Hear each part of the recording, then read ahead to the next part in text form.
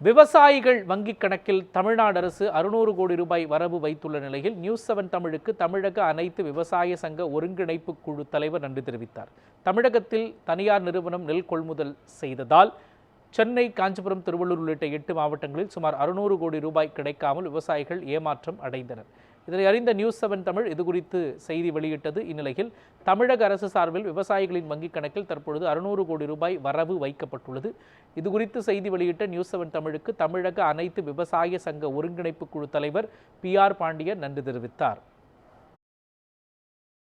தமிழ்நாட்டில் தனியார் கொள்முதலை ஊக்கப்படுத்தக்கூடாது, நேரடி நெல் கொள்முதலை அரசே பொறுப்பேற்று நடத்த வேண்டும் என்று தொடர்ந்து போராடி வந்த நிலையில் தமிழக அரசாங்கம் சென்னை, செங்கல்பட்டு, காஞ்சிபுரம், திருவள்ளூர், ராணிப்பேட்டை உள்ளிட்ட 8 மாவட்டங்களுக்கு எந்த முன் அனுபவமும் இல்லாத, பண பரிவர்த்தனைக்கு வாய்ப்பில்லாத ஒரு தனியாரை எந்த கட்டமைப்பும் இல்லாத நிலையில் கொள்முதலுக்கு தமிழக அரசு அனுமதி அளித்தது.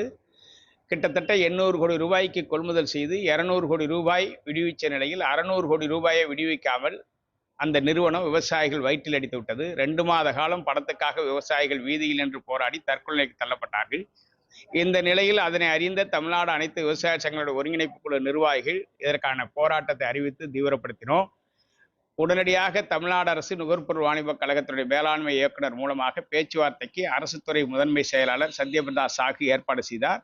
அதன் அடிப்படையில் அந்த நிறுவனத்திற்கான ஒப்பந்தத்தை ரத்து செய்வதென்றும், அந்த நிறுவனம் கொள்முதல் செய்து மறைத்து வைக்கப்பட்டிருக்கிற அரிசி உள்ளிட்ட நெல்லை உடனடியாக தமிழ்நாடு அரசு தன் வசப்படுத்தி இருக்கிறது. நேரடியாக தமிழ்நாடு அரசு தனது நிதியிலிருந்து விவசாயிகளுக்கு 600 கோடி ரூபாயை விடுவித்து கடந்த 2 தினங்களாக விவசாயிகள் வங்கி கணக்கில் செலுத்தப்பட்டு வருகிறது. இந்த போராட்ட களத்தில் நியூஸ்7 தொலைக்காட்சியும் எங்களுக்கு சிறப்பு நிகழ்ச்சியை நடத்தி இந்த தொகை விவசாயிகள் சென்றடைவதற்கான உதவியை புரிந்திருக்கிறார்கள். இதற்காக உதவி செய்த நியூஸ்7 தொலைக்காட்சி உள்ளிட்ட தொலைக்காட்சி நிறுவனங்களுக்கும் நாங்கள் நன்றியை தெரிவித்துக் கொள்கிறோம்.